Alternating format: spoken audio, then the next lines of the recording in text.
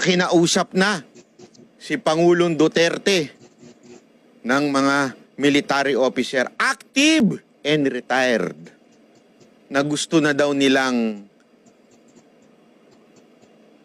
bumitaw sa gobyerno. Saan ko po ba nakuha yun? Invento lang ba ni Banat Bayan? Hindi po. Eto, panoorin nyo ito. Ha? Mismong si Panelo ang nagsabi. Alam naman po natin si Panelo nakakakausap kay Pangulong Duterte. Lahat sila, alam mo, maniwala ka. Si Presidente nga ang pumipigil sa military.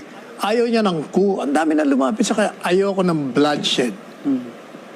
So, you're saying that active and retired military personnel ay lumalapit kay dating Maraming lumalapit sa kanya. At sinasabi pong ano?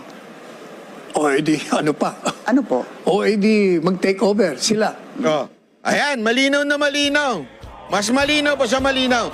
Maraming lumalapit kay Pangulong Duterte, active and retired.